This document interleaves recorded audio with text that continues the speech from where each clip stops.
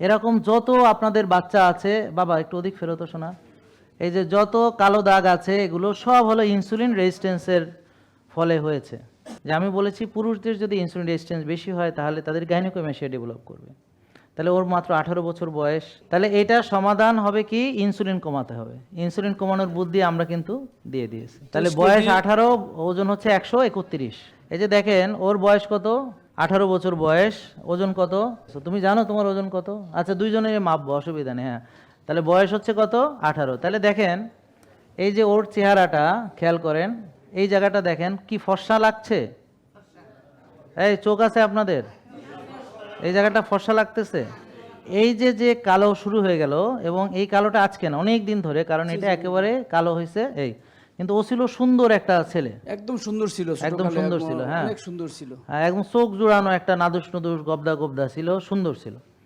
তারপরে ইনসুলিন বেড়ে গেল, এবং ইনসুলিনের কারণে এই যে কালো দাগ হলো। এরকম যত আপনাদের বাচ্চা আছে, বাবা একটু অধিক ফেরত শোনা, এই যে যত কালো দাগ আছে এগুলো সব হলো ইনসুলিন রেজিস্ট্যান্সের ফলে হয়েছে। কি আপনারা বুঝতে পারছেন?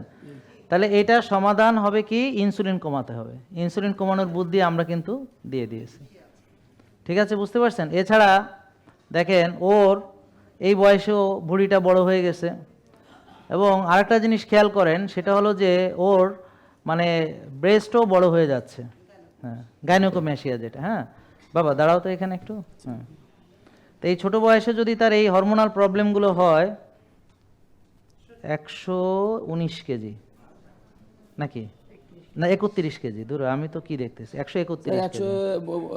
তাহলে বয়স 18, ওজন হচ্ছে 131। তাহলে এই যে ব্যাপারটা খেয়াল করেন, তো ওর প্রোট্রুশন এখানে এখানে প্রোট্রুশন, এবং এটা নিয়ে অনেক ঝামেলা হবে, অনেক কিছু বলবে কেটে ফেলো, অনেক ঝামেলা। তা আমি যে ক্লাসিক্যাল এক্সাম্পল অফ গাইনোকোমেশিয়া দেখাতে চাচ্ছিলাম, এর ওই ঘটনাটা ঘটে গেছে। যে আমি বলেছি পুরুষদের যদি ইনসুলিন রেজিস্ট্যান্স বেশি হয় তাহলে তাদের গাইনোকোমেশিয়া ডেভেলপ করবে। তাহলে ওর মাত্র 18 বছর বয়স, তার এই যে প্রবলেমটা হয়েছে, এটা কেন হয়েছে? তার ইনসুলিন বেশি এই কারণে, ইনসুলিন রেজিস্ট্যান্স আছে এই কারণে। তার ইনসুলিন লেভেল আমরা এখানে মাপাবো, ইনসুলিন কমবে। তাহলে এটা কিন্তু আমরা শিখছি, প্র্যাকটিক্যালি শিখছি আর কি। হ্যাঁ, এবং ওনাদেরকে ধন্যবাদ যে উনি আমি ডাকছি আর উঠে চলে আসছে এই জন্যে।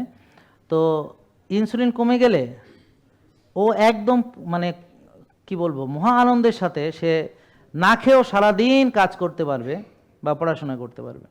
কেন? কারণ সে তখন এখান থেকে খাবে না, ভেতর থেকে খাবে। তারপর ও দেখেন মাথা নিচু করে বসে আছে, লাজুক। তারপর কারোর সাথে মিশতে চাচ্ছে না, একা একা থাকতে পছন্দ করছে, কোনো অনুষ্ঠানে যেতে চাচ্ছে না, তাই না নাকি?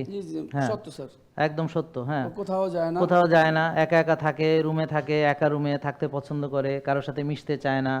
তাহলে তার ভিতরে ডিপ্রেশন কাজ করতেছে। কেন কাজ করতেছে? কারণ তার যে পুরুষালী হরমোন সেটা এখন আর, যা তার টেস্টোস্টেরন তৈরি হচ্ছে তার সব কিছুই বেশিরভাগই তার এস্ট্রাডিওলে কনভার্ট হচ্ছে। এটার নাম হলো অ্যারোমাটাইজেশন। কি নাম? অ্যারোমাটাইজেশন। এটা হলো অ্যারোমাটাইজেশন। তো যাদেরই ইনসুলিন বেশি থাকবে পুরুষদের, অতিরিক্ত ইনসুলিনের প্রভাবে, এবং পরবর্তীতে তার যে ফ্যাট, হ্যাঁ ফ্যাট, অতিরিক্ত ফ্যাট যেটা জমা হবে, এবং এটা অ্যারোমাটাইজড হবে। টেস্টোস্টেরনটা অ্যারোমাটাইজড হয়ে ইস্ট্রাডিওলে কনভার্ট হবে। তার ইস্ট্রাডিওল যেমন আমরা জানি এটা হলো মেয়েদের হরমোন ইস্ট্রাডিওল বা ইস্ট্রোজেন্স। ইস্ট্রোজেন্সের ভিতরে একটা হলো ইস্ট্রাডিওল। ইস্ট্রোজেন্স মানে ইস্ট্রোজেনের আন্ডারে অনেকগুলো হরমোন আছে, তার ভিতরে একটা হলো ইস্ট্রাডিওল মেইনলি। তার মানে ওর ভিতরে মেইলি ক্যারেক্টারিস্টিক ডেভেলপ করছে, এই জন্যে ও এত শাই ফিল করছে। এই জন্যে ওর যে পৌরুষ যেটা সেটা মানে ওর মানে ওভাবে দেখাতে পারছে না, গাইনোকোমেশিয়া ডেভেলপ করছে। হ্যাঁ, তারপর ভুঁড়ি বড় হয়ে যাচ্ছে। এছাড়াও তার এনার্জি ঘাটতি, যেমন ও এখন খেলাধুলা করতে চাইবে না। খেলাধুলা করে এখনো? করে মাঝে মাঝে, আমি তো জানি না স্যার, আমি তো স্যার প্রবাসে থাকি। হ্যাঁ, যাইতে চায় না। যাই হোক, এখন তার খেলাধুলা করার জন্য তাকে তো এনার্জি দরকার, তাকে এনার্জি দিতে হবে। তাহলে এখন ওর চর্বিটা কি তালা মারা আছে কিনা বলেন তো? তালা মারা আছে। তাহলে কে তালা মেরেছে? অতিরিক্ত ইনসুলিন। তাই ইনসুলিন কমাতে পারলে ও তখন সারা দিন রাত মানে এই ভিতরে জমানো চর্বি খেয়ে ও শক্তি পাবে, চলবে। সেটা হলো ফ্যাট অ্যাডাপ্টেশন। সেটা কি? ফ্যাট অ্যাডাপ্টেশন বলে নিজের তেলে চলা। ইনশাআল্লাহ। বলেন আগে জমাইছি, আগে জমাচ্ছি, পাওয়ার ব্যাংকে চার্জ দিছি, পাওয়ার ব্যাংকে টায়ার দিছি, এখন সেখান থেকে খরচ করছি। আমি কি বোঝাতে পারলাম? তাহলে এরকম যত রুগী আছে আপনাদের সবাইকে নিয়ে আসেন, আমাদের এখানে আসেন, এবং দেখবেন 2-3 মাসের ভিতরে অনেক ভালো হয়ে যাবে। কি বলেন আপনারা? ইনশাআল্লাহ। হবে না? হবে, কারণ আমরা তার আসল কারণ ধরে ফেলেছি। আসল কারণ হলো তার ইনসুলিন কমাতে হবে। এছাড়া তাকে আবার নারকেলের তেল গায়ে মেখে ওকে দিতে হবে রোদে। তাহলে প্রথমে ওকে 3টা জিনিস করতে হবে। কি কি? 1, ওই ভাত রুটি ফল দুধ এগুলো বাদ দিয়ে শাকসবজি মাছ মাংস ডিম খেতে হবে। 2, তাকে ভালো ঘুমাতে হবে, শ্বাসের ব্যায়াম করতে হবে। এই কটা জিনিস করবে, আর কিছু এখন লাগবে না। তারপরে কি হবে? 1-2 সপ্তাহ পরে তার ক্ষুধা যাবে কইমা।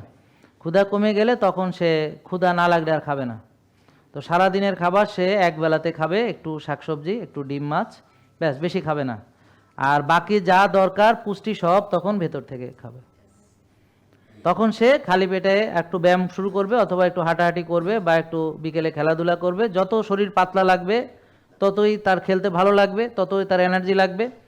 ব্যাস, তখন তাকে গায়ে রোদ মাখানো, তারপর খালি পায়ে ঘাসে আটানো, শ্বাসের ব্যায়াম, কফি আনামা ইত্যাদি আরও করা হবে। এইভাবে সে 1 মাস, 2 মাস, 3 মাস, তো 6 মাসের ভিতরে দেখবেন ওকে আর আপনারা চিনতে পারতেছেন না। আবার ধবধবে সাদা হয়ে যাবে, আবার সুন্দর হয়ে যাবে, আবার সব কিছু দেখবেন ঠিক হয়ে যাবে। বুঝতে পারছেন? তাহলে এই জিনিসটা দেখেন, বিজ্ঞানটা জানলে সহজ, কিন্তু আমরা জানি না বলে এই জন্য আমাদের কাছে কঠিন লাগে। একদম সোজা, পানির মতো সোজা। আর যখন সে পুরো মানবে তখন তার এত আনন্দ লাগবে, এই আনন্দটা মানুষ আসলে শেয়ার করতে পারে না। যে আমরা কেন এটা পছন্দ করি, কারণ এটা খুব আনন্দ লাগে, খুব আনন্দ, যদি আপনি পুরোটা মানেন। আর পুরোটা না মানলে আপনার কাছে পানিশমেন্ট মনে হবে, কিন্তু পুরোটা মানতে হবে। পুরোটা না মানলে আনন্দ পাওয়া যায় না। পূর্ণাঙ্গভাবে ইসলামে প্রবেশ করলে যে মজা, পুরোপুরিভাবে লাইফস্টাইল মানলে যে মজা, এই মজাটা অন্য লেভেলের। এই জন্যে আমরা দোয়া করি না, রব্বানা আতিনা ফিদ দুনিয়া হাসানা।